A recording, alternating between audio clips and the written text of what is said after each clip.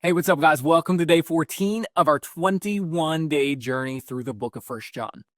Today, we are encroaching on the second week of this study, and I hope that you will continue with us through the last 7 days, the last week of this study after today. So we will today pick up where we left off in First John. Remember that John has just written and explained the difference between how they can know the difference between the spirit of Antichrist or the spirit of being against who Jesus is, that spirit that pulls us back to who we once were, instead of the Holy Spirit that's leading us into all truth, following him into a life that Jesus has called us to, that is following who he was and who he is through us.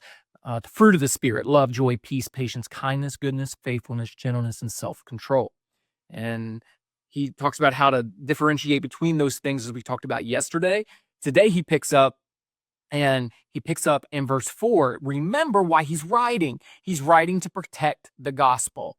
He's writing to protect and to teach the believers in the church to remain in the truth that they once believe and that they do believe, remain in that, and not to follow the false teachings of the people who are teaching the false narrative from within. So he picks up and says, "You are from God, little children," in verse 4.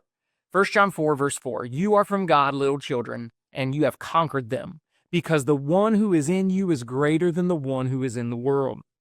They are from the world. Therefore, what they say is from the world, and the world listens to them. We are from God. Anyone who knows God listens to us, and anyone who is not from God does not listen to us. And this is how we know the spirit of truth and the spirit of deception." And here he makes another argument to help them understand and to decipher between those spirits that they should be listening to, or the people they should be listening to, and the spirit that is within them that they are trying to lead them toward. Are they trying to lead them toward Jesus? Are they trying to lead them toward humanity, or humanism, I should say? Or are they trying to lead them toward a culture that the world represents, which is where they were called out of? And here he writes to do that. And let's break it down a little bit. He says, "You are from God. You are from God. And you have conquered them, because the one who is in you is greater than the one who is in the world." What he's saying is, you are from God, and you have conquered that spirit of Antichrist. You have conquered that spirit that is a part of you, that is the flesh, that is trying to draw you back to where you once were. You have conquered that. Because the one who is in you now, the Jesus that is in you, the spirit of Jesus that is in you, that brings forth the fruit of the Spirit, is greater than the spirit that is in the world, the spirit that says live for yourself, because you have lived that life and you know that it only ends in meaninglessness. And it always ends in death, and it always ends in darkness. And although it promises this life of riches and this life of pleasure, it always ends in disaster. So greater is the spirit that is within you. Greater is the spirit that is full of love and joy and peace and patience, kindness, goodness, faithfulness, gentleness, and self-control. Greater is that spirit, the spirit to serve one another. Greater is that spirit in you, because you know when you follow the truth of those things and you begin to live like Jesus lived in the world, it promises you and actually delivers to you a life of fulfillment that is in service to one another. And it brings you true life, true light, and true freedom. And so you know that because greater is the one that is in you than the one that's in the world. What he's trying to say, let me break this down just a little bit more, because we like to use this verse a lot, but I want you, if you're going to use this verse of greater is the one in me than he that's in the world. Greater is he in me than he that's in the world. Greater, and you tell this to your kids, or you tell it to your friends, like, greater is the one who is in you than he that's in the world.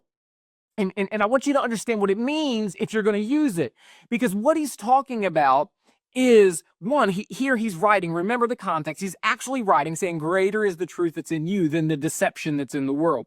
But let's break it down to kind of how we mean it and how we use it, because I do think it can be applied there once we fully understand the original context. So it's true, the life you used to live, That sinful nature we used to please all the time, that always was trying to get more and more for me, that was all about my pride, my selfishness, not serving other people or loving one another. That spirit is not as great as the spirit in me that is to serve other people and live a life like Jesus lived. And I don't have to live those things, yet those things are so enticing sometimes. And our default mode always wants to revert back to who God called us out of, or where he called us out of, and who he changed us from. But our default mode always wants to go back there. Our default mode, that it's so enticing because it's that cultural philosophy that if you do things this way to please you, you do things this way for you to get ahead, you do things this way and so that you can have, you can do, and you can be, and we fall back into those modes. When we do that, we have the power within us to overcome all of those temptations, to overcome the temptation to be who we used to be, because greater is the truth of the one who is in us than he that's in the world. Greater is who we are now than who we used to be. Greater is the life that God has called us to than the life that God has called us from. And the Spirit of Jesus lives in me. And the Spirit of Jesus has already conquered every struggle that I face, every temptation that comes my way. And greater is Jesus in me than the spirit of Antichrist that is in the world, than the spirit of me that is in the world. Greater is Jesus in me than my flesh is in me. You understand? Greater is the one in me than the one who is trying to lead me astray. Jesus is greater than my temptation. Jesus is greater than my struggle. Jesus is greater than my pain. Jesus is greater than my past. Jesus is greater than what anybody else wants to say about me. Greater is the one in me than the one that's in the world. You can take it to the bank every single time, because the power of God is in you to conquer everything that is in your way, not by your might, but by the might of God, because in your weakness, his strength is made perfect. And that's what John says here. He goes on and he says, it's this contrast. They are from the world. In other words, I want you to understand, I really want you to get this, especially if you have a church background, because in a church background, it's not a dichotomy of us and them. It's not really a dichotomy of the world and the church. That's a false narrative of us reading into it.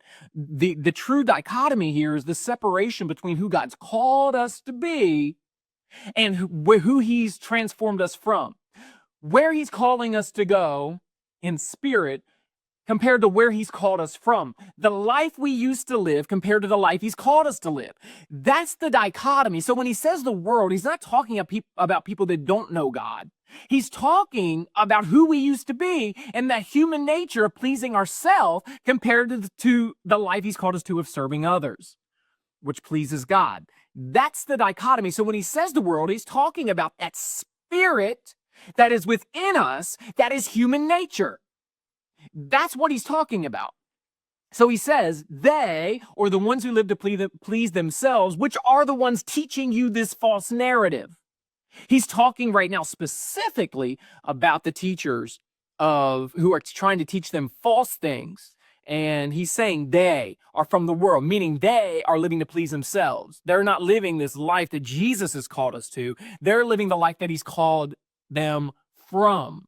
And so that's what he means when he says that. He says, they are from the world. Therefore, whatever they say is from the world. They can only speak from who they are. Man, I feel like there's a message in there all by itself. The words that you speak and the things that you do can only come from who you are. So therefore, who you are needs to change, and only God can change who you are. And then once God changes who you are, the things that you say and the things that you do will come from who he is. And who he is love, joy, peace, patience, kindness, goodness, faithfulness, gentleness, and self-control. Goes on. And he says, therefore, what they say is from the world, and the world listens to them. Let me keep reading and let me talk on this just for a second. And the world listens to them. We are from God. Anyone who knows God listens to us. Anyone who is not from God does not listen to us. This is how we know the spirit of truth and the spirit of deception. Let me break this down for you in a very practical way that I think you might get. politically, people like to listen to their own party. If you are a conservative politically, you listen to conservative voices and you follow conservative voices. If you are a liberal politically, you listen to liberal voices and you follow liberal voices. You watch liberal news stations. If you're a conservative, you watch conservative news stations. If you are a liberal, more likely than not, you vote for the liberal nomination for the office. If you are a conservative, more than likely you vote for the conservative nomination for the office. Therefore, you listen to the party of which you are. This is exactly what he's saying here, but he's saying it spiritually. Watch. They are from the world, therefore what they say is from the world, and the world listens to them. We are from God. Anyone who knows God listens to us, and anyone who's not from God does not listen to us. Do you understand what he's saying now? If who you listen to shows where you align yourself. And eventually who you listen to is going to be where you are aligned. Not because of who you're listening to, but because of where you already align yourself. Remember, he's teaching them how to decipher whether or not they should follow the teaching of the false teachers or whether they should follow the teaching that he's been teaching or the truth of who Jesus is. And what he's saying is, and here's how you know. Do they follow them or do they follow Jesus? Because if they're not following Jesus, you should not listen to them. Follow Jesus, not the way that they are teaching you. How can you discern between these two? And how can you know whether it's a spirit of God or a spirit that is pulling you back to where God's called you from? Easy. Find out who they are listening to and who you are listening to. If you listen to us, then therefore you are from God. If you listen to them, you must not be from God, because if you were, you would listen to the truth of who Jesus is. And in the same way, he says, anyone who is not from God does not listen to us. And this is how we know the spirit of truth and the spirit of deception. Those who are from God listen to us because we are walking in the truth. And I want you to remain in the truth because there are false teachers out there that are teaching a false narrative. Do not follow them. Same way, I want you to know that who you listen to today matters. Who you listen to today matters. The voices you listen to matter. The reason that the voices you listen to matter are because there are voices that pull you away from who Jesus is and who Jesus has called you to be. And Jesus has called you to be the fruit of the Spirit. Love, joy, peace, patience, kindness, goodness, faithfulness, gentleness, and self-control. He has called you to live a life of selflessness, a life that serves others.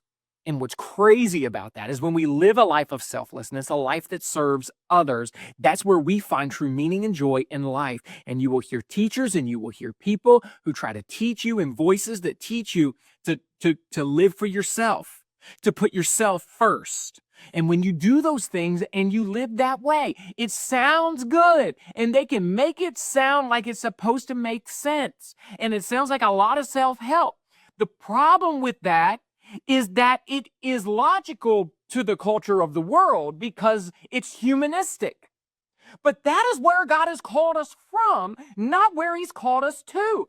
God has called us to serving one another in love, in humility. In fact, in Philippians chapter 2, the Apostle Paul put it this way. He said, we should be like Christ, who being found, who being God, humbled himself and took on the form of a servant, made himself low so that he could even be put to death on a cross. But God has highly exalted him and given him a name that is above every name, and that one day at the name of Jesus, every knee shall bow and every tongue will confess that he is Lord, to the glory of God the Father. What's he saying?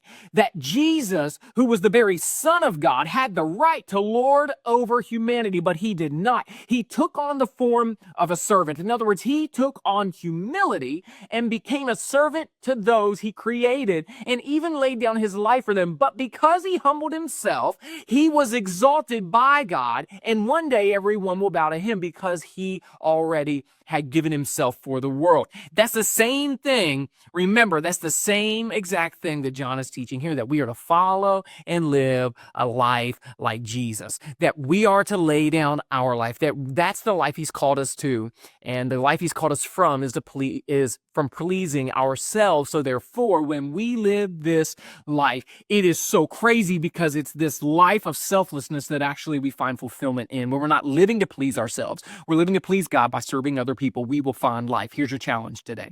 Your challenge today is to find someone to serve. It's to find someone around you that you can serve. And I want you to evaluate. Second thing I want you to do today is to evaluate the voices that you listen to and put them in a category. Are they from the Spirit of God, or are they from the spirit of serving self? Listen to the outlets that you listen to. Are they there to serve you? Are they there to where they're teaching you to serve you? Or are they teaching you to serve others? And those are the voices you want to listen to, because those are the voices that are pushing you toward Christ. Be blessed today. I'll see you tomorrow.